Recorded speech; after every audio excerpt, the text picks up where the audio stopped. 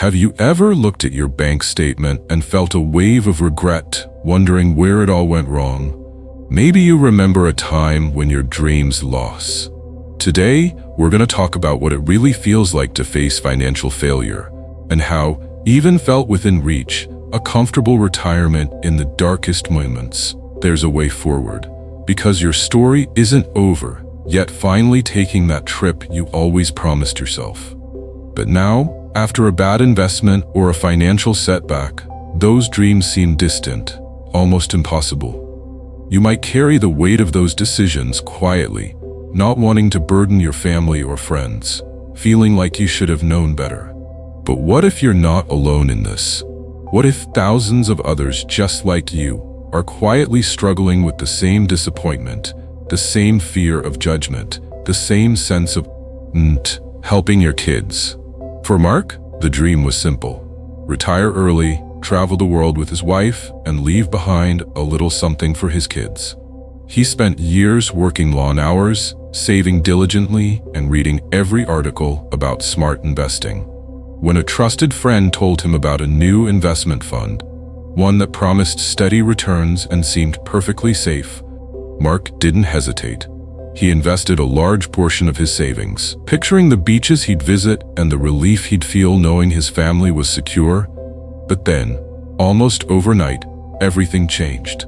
The fund collapsed in a wave of market volatility and mismanagement. Mark watched as the numbers on his account dwindled, his heart pounding with each update. At first, he couldn't believe it. Surely there was a mistake, a fix, some way to recover what he'd lost. But the reality was harsh and undeniable. Years of careful planning had vanished in a matter of days. Emotionally, the loss was crushing. Mark felt a deep sense of shame, as if he'd failed not just himself, but everyone who depended on him. He replayed every decision, every conversation, wondering what he could have done differently. The guilt was heavy, and the fear of never recovering, of having to tell his wife, of losing his identity as a provider was even heavier. Mark's story is not unique. Across America, thousands of men and women in their 40s, 50s, and 60s have faced similar heartbreak. Maybe you've trusted a friend, a financial advisor, or even your own instincts, only to watch your hopes unravel. The pain is more than numbers on a screen. It's the silent questions that haunt you at night. Did I let my family down? Will I ever feel safe again? If you've ever trusted something so much, only to watch it disappear, you know this pain. And maybe, like Mark, you find it hard to talk about. Maybe you keep it inside, hoping it will fade, but finding that it lingers instead. But the numbers in your account don't tell the full story. They never do. What matters now is how you move forward, how you begin to heal, and how you find meaning beyond the money lost. In the next part, we'll explore the hidden cost of silence and why opening up can be the first step to recovery. After the loss, Mark didn't talk about it. Not to his wife, not to his friends, not even to his grown-up children who always looked up to him for advice. He would sit at the kitchen table late at night, staring at the same numbers, hoping that somehow, by sheer will, they would change. The silence grew heavy, pressing down on his chest like a weight he couldn't lift. He told himself he was protecting his family from worry, but deep down, he was protecting himself from shame. Mark's days became quieter. He started avoiding conversations about the future, dodging questions about retirement or family plans. When his wife Linda gently asked if everything was okay, he'd force a smile and say, "Just tired, that's all." But the truth was, he was tired of pretending, tired of carrying the burden alone. He felt isolated, even in a house full of people who loved him. Emotionally, the silence was more painful than the financial loss itself. Mark worried that if he spoke up, he would lose the respect of those closest to him. He feared the disappointment in Linda's eyes, the confusion in his children's voices. So he swallowed his pain, convinced that real strength meant enduring hardship alone. But the cost of that silence grew with each passing day. Mark found himself losing interest in the things he once loved: his morning walks, his favorite books, even Sunday dinners with the family. The world seemed smaller, grayer, as if his failure had colored everything around him. He started to believe the quiet voice in his head that whispered, "You're alone in this. No one will understand." Have you ever kept your struggles to yourself, thinking no one will understand? Maybe you've convinced yourself that your pain is yours to bear, that sharing it would only make things worse. But as Mark would soon discover, silence can be heavier than any financial burden. It isolates us, chips away at our confidence, and makes the road to recovery feel impossibly long. One evening, as Mark sat in the dim light of his living room, Linda quietly joined him. She didn't ask questions or offer advice. She simply sat beside him, her presence warm and steady. For the first time, Mark realized that maybe he didn't have to carry this alone. Maybe, just maybe, there was a way to let someone in. But healing doesn't happen overnight. In the next part, we'll follow Mark as he slowly begins to open up, discovering that reaching out for support can be the bravest and most transformative step of all. It took a small, unexpected moment for Mark to realize he couldn't do this alone. One afternoon, while sorting through old paperwork, he stumbled upon a photo of his family from a summer vacation years ago. Everyone was smiling, carefree, arms around each other. The memory hit him with a wave of nostalgia and longing, not just for easier times, but for the closeness and honesty that once defined his family. That night, Mark found himself sitting across from Linda at the kitchen table. The silence between them was thick, but this time, Mark didn't hide behind it. With a shaky voice, he told her everything: the investment, the loss, the shame, and the fear he'd been carrying for months. Linda listened quietly, tears in her eyes, but there was no anger or blame. Instead, she reached for his hand and said, "We'll get through this together. You're not alone." That conversation was a turning point. For the first time since the loss, Mark felt a weight lift from his shoulders. The fear of disappointing his family had kept him silent, but sharing his pain brought unexpected relief. Linda encouraged him to talk to their children, and together, they had an honest conversation about their new reality. The kids were surprised, even worried, but their support was immediate and unconditional. Encouraged by his family's response, Mark decided to reach out further. He joined a local support group for people who had experienced financial setbacks. At first, he was hesitant, worried that others would judge him or that his story would sound foolish compared to theirs. But as he listened to others share their struggles, Mark realized how common his feelings were: the regret, the isolation, the longing for a second chance. In those meetings, Mark found not just understanding, but hope. He learned that healing isn't about erasing the past or pretending the pain never happened. It's about accepting what's lost, forgiving yourself, and slowly building something new. He started to see his setback not as a final failure, but as a difficult chapter in a much larger story. Mark's journey of recovery wasn't quick or easy.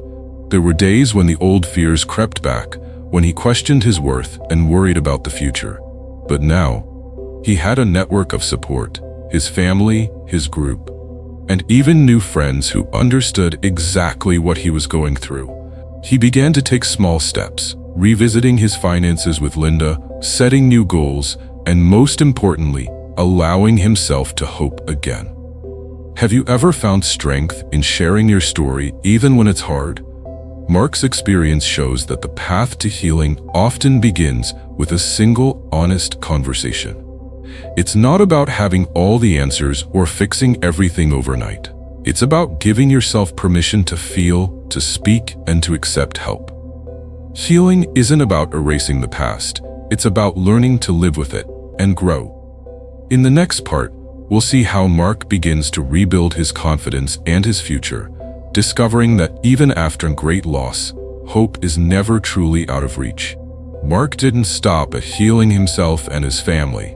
Once he regained balance in his life, he began to wonder how he could use the lessons from his failure to help others. He realized that the mistakes he'd made weren't just burdens, they were also opportunities to create value, not only for himself, but for the community around him. He decided to organize sharing sessions at the support group, that had once been his lifeline when everything seemed to fall apart. Mark told his story honestly, not shying away from the pain or the missteps. He wanted others to see that failure was nothing to be ashamed of, that it was a natural part of life, and most importantly, that it could be a stepping stone to growth. His sessions quickly drew attention. People saw in Mark not just someone who had survived hardship, but someone who inspired hope, a living example of resilience. He didn't offer empty advice or promise quick fixes. Instead, he encouraged everyone to face reality, to learn to forgive themselves, and to seek support when they needed it. Mark didn't stop there. He partnered with a local nonprofit to develop financial education programs for young people. He believed that if he had known more about risk management and investing earlier, he might have avoided his biggest mistakes. So he wanted to equip the next generation with the knowledge they needed to make wiser decisions.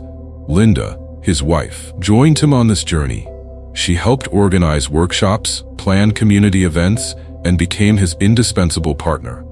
Together, they realized that adversity had brought them closer, deepened their understanding of each other, and allowed them to build a more meaningful life together.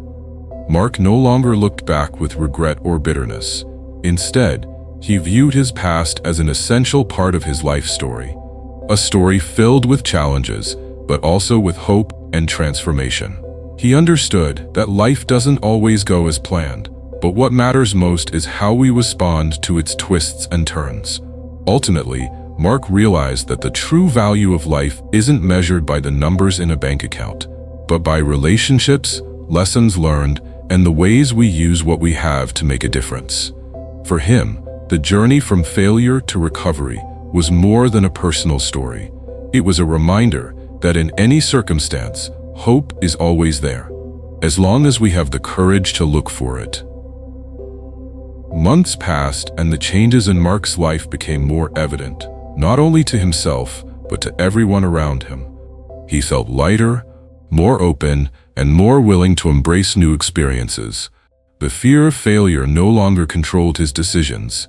Instead, he approached each day with a quiet confidence, knowing that setbacks were just part of the journey. One afternoon, after a financial education workshop at the community center, a young man approached Mark. Nervous but determined, the young man shared his own story of loss and uncertainty. Mark listened carefully, offering empathy rather than judgment. He realized that just as he had once needed someone to believe in him, now he could be that person for others. As word spread about Mark's workshops, more people reached out, some seeking advice, others simply wanting to share their experiences. Mark never pretended to have all the answers, but he always offered a listening ear and honest encouragement. He saw pieces of his old self in many of these people, the shame, the doubt, the longing for hope. Linda noticed the change in Mark, too. She saw the way he smiled more easily, how he took pride in small achievements, and how he found joy in helping others. Their relationship, once strained by silence and worry, was now stronger than ever. They celebrated not only financial milestones, but also the emotional and spiritual growth they had achieved together. One evening, as Mark sat on the porch watching the sunset, he reflected on his journey. He understood now that true resilience wasn't about never falling, but about rising each time you do. The lessons he had learned about honesty, vulnerability, and the power of community had become the foundation for a new chapter in his life. He realized that his story was still being written, and that every day brought new opportunities to learn, to connect, and to give back. Mark no longer feared the unknown. Instead, he welcomed it, trusting that whatever came next, he had the strength and the support to face it. And so, with hope in his heart and gratitude for all that he had overcome, Mark stepped forward into the future, ready to embrace whatever life had in store.